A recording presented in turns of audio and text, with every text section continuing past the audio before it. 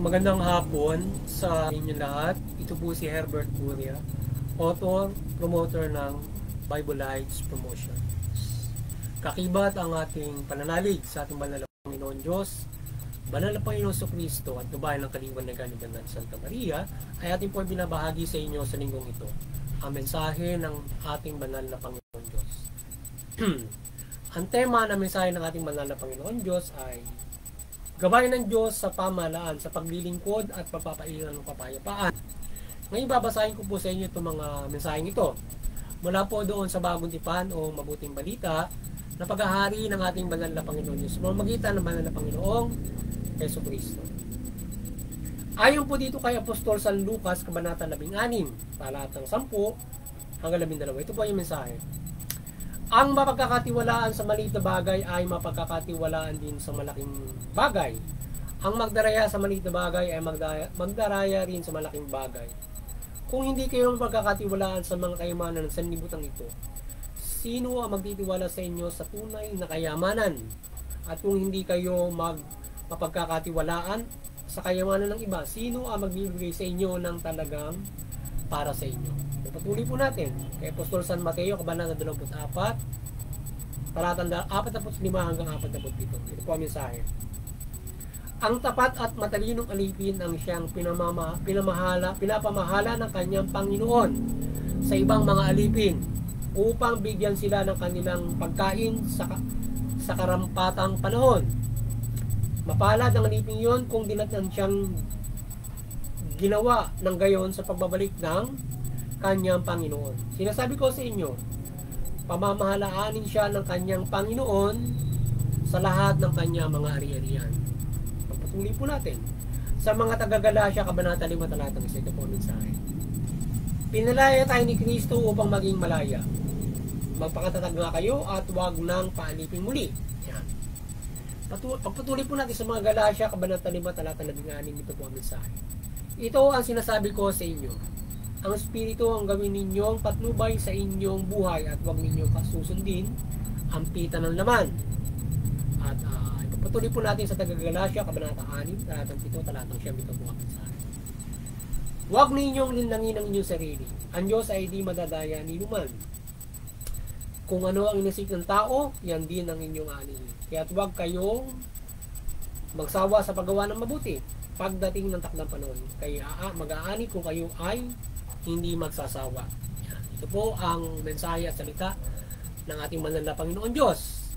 At ating po siyang pasalamatan ang ating banal na Panginoon Diyos sa pamamagitan ng banal na Panginoon Hesus Kristo.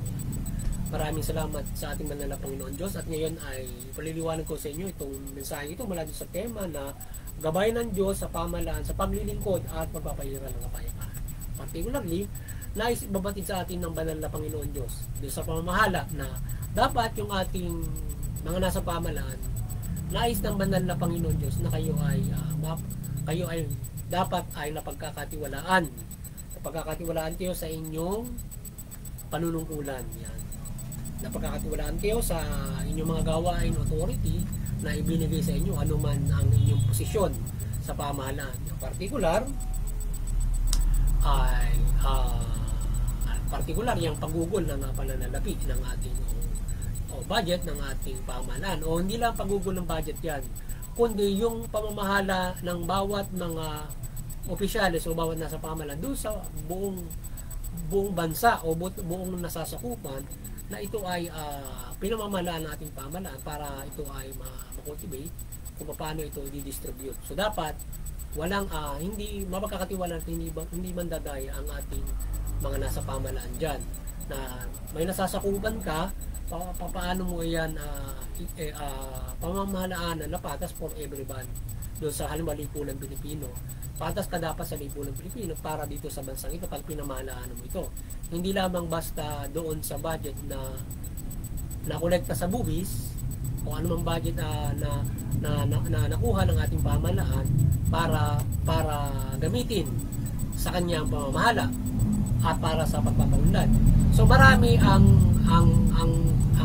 sakop ng ating pamahalaan para i-manage yung bansang Pilipinas. So maraming pag-aari ng ating gobyerno at i-cultivate o ano mang dapat takahin o ano man dapat na nilangin sa bansa para pakinabangan, hindi ko na. And it should be fair to all.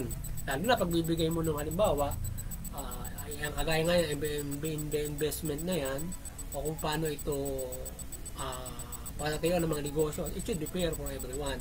Kasi kapag yung namamahala ay hindi siya napagkatiwalaan mula doon sa maliit, kung ikaw nagsimula bilang barangay chairman hanggang sa maging presidente ka, kung mapagkakatiwala nga bilang barangay chairman hanggang sa pagiging presidente mo, ibibigay sa iyo ng Pangulo yan, ng ating Panginoon Diyos yan, kung mapagkakatiwala. Pero ka sa lahat So ngayon, at hindi ka nang aapi ng iyong kapwa-tao yan. Kaya dapat ikaw ay kung ikaw ay binigyan ng authority, pinamamahala ka doon sa bumunta, ikaw presidente, ikaw ay senador, para diyan, ikaw ay congressman, ikaw ay nasa iba't ibang ahensya, kung ano yung binigyan ng authority sa iyo, dapat ikaw ay maging mahusay sa pamamahalang ipinagkaloob sa iyo para ipamahala sa iyo ang mas malaki kung ikaw ay napagkakatiwalaan dyan.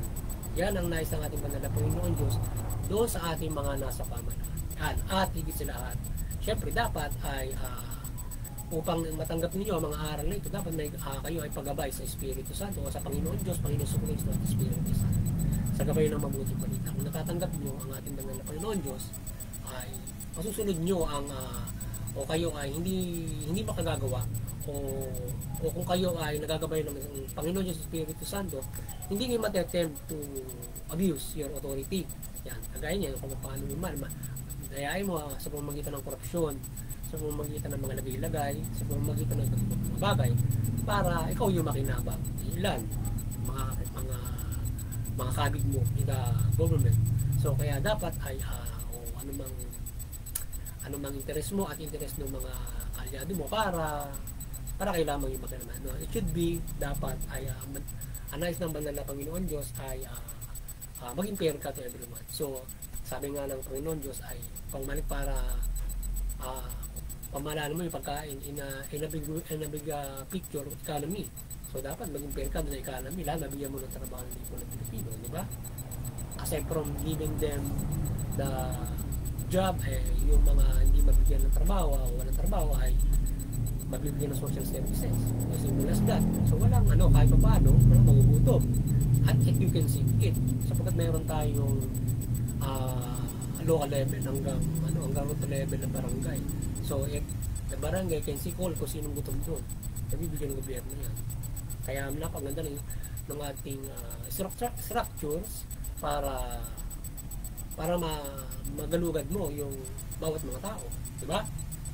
So kaya yung ating mga nasa pamahalaan, you should be kinakailangan ay kayo ay mapagkakatiwalaan in your authority. Yan. To be good in your authority, dapat nagagabayan ka naman na Panginoon Diyos o ng Espiritu Santo, ng Espiritu. At dapat yan ay kayo ay kapag nagabayan kayo niyan, mawala yung pita ng laban nyo.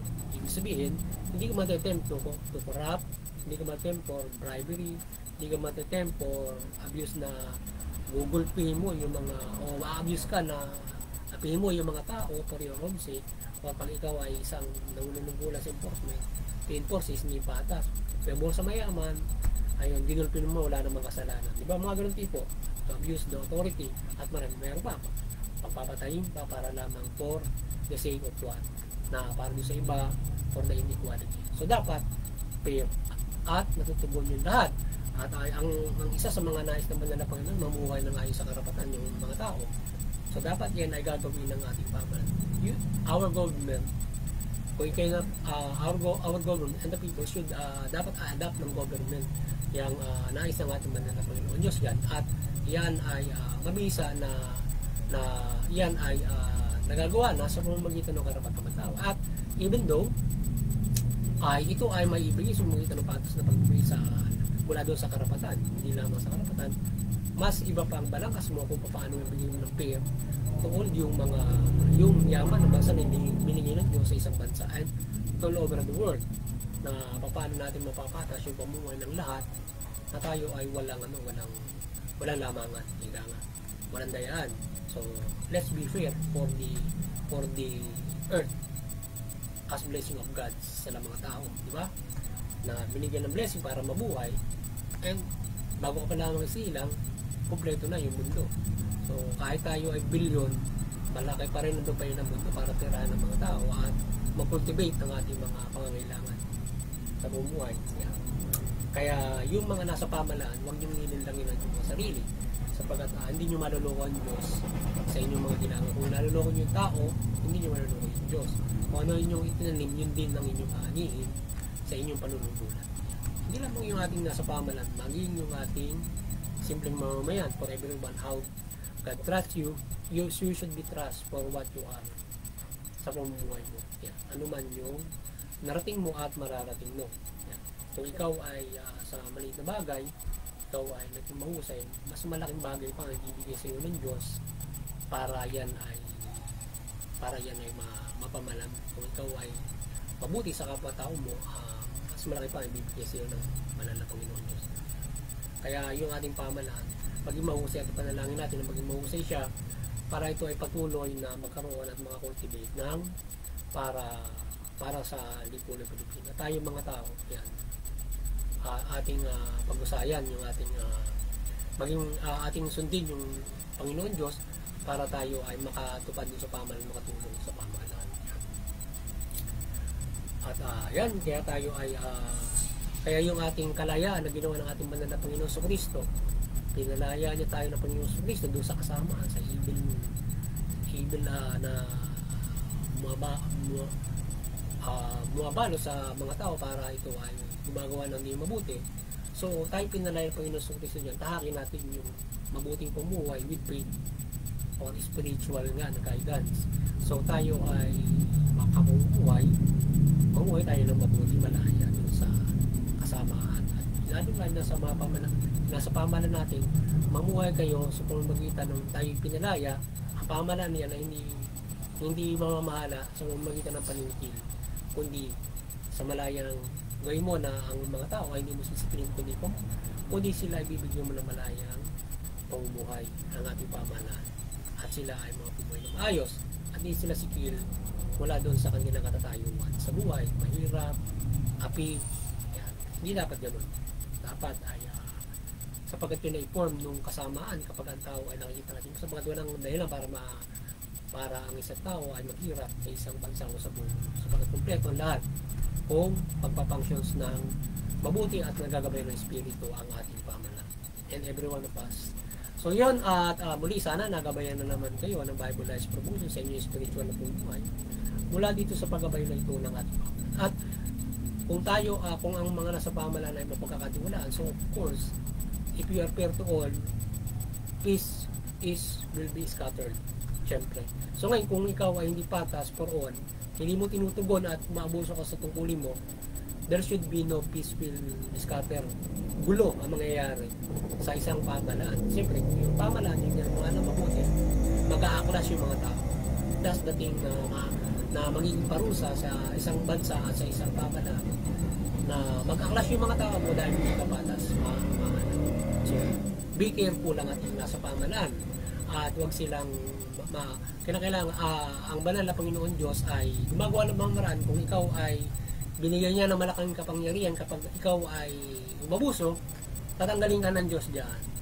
Yan din pamahalaan na yan at ibang mga bagay gagawin ng Diyos para tanggalin ka doon sa iyong posisyon kasi nga gumawa ka ng hindi mabuti.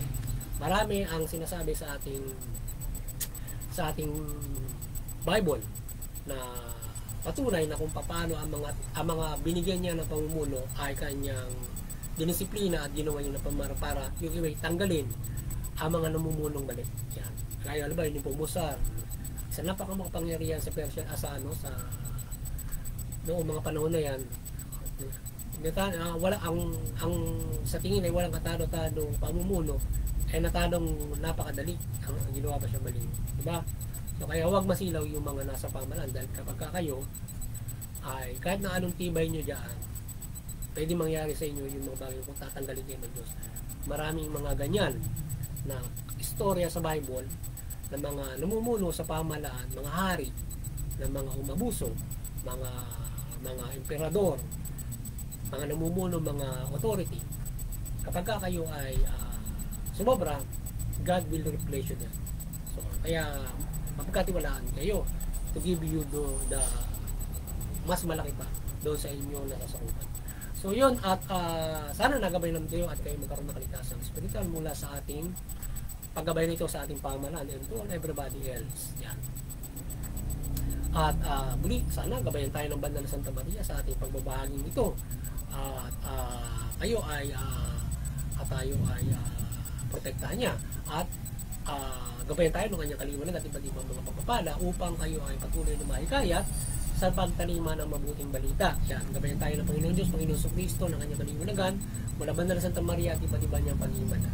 Upang kayo ay mahikayat sa pagtalima ng mabuting balita. At isa na, pakinggan natin ang mabuting balita sapagkat napakaraming himala na nangyari para makarating sa ating ito at ating pangaral kagaya ng ginagawa natin. So ito ay pakinggan natin at yan yung magiging ano natin, magiging pasiya para sa kaligtasan natin sapagkat itong mabuting balitang ito ang ihusga sa atin ng Panginoon Kristo pagdating ng takdang panahon. Kung tinupad mo yan o hindi. So yun, at doon sa interfaith unity patuloy tayong magkaisa at unawain natin ang ating bawat mga reliyon upang maiwasan yung karahasan sa hindi pagkakaunawaan na uwi sa digmaan. Mag-ihemplo tayo sa pagkakaisa ng buong mundo at patuloy natin mapagtibay ang nagkakaisa mga bansa, ang bawat mga lahi, bawat mga reliyon, bawat mga grupo. Yan, at aside from that, ay muli ng CBCB and Vatican Church, kayo ay patuloy na maliwanagan at patuloy nyo pagbukdurin ang sangkatauhan sa pananampalataya sa Panginoon Diyos mula Panginoon Kristo at mabuting balita. Sa ating muting kakayanan, may patuloy tayong gabayan ng ating banal na Panginoon Diyos, Panginoon Kristo at Banal Santa Maria na mapagbuklod ang sangkatauhan sa pananampalataya sa Panginoon Diyos, Panginoon Kristo at Panginoon Kristo mula sa pamabahagi natin ng mabuting balita. At sa mga kapamalaan, maliwanagan kayo at kayo ay mamahalan na mabuti, matuwid, makatarungan. Tugunin nyo yung karapatang pantao. Yan. At kayo ay magabayan ng mabuting balita at ng Espiritu. Kayo mga nasa pamalaan. Magandang hapon sa inyo lahat at God bless you.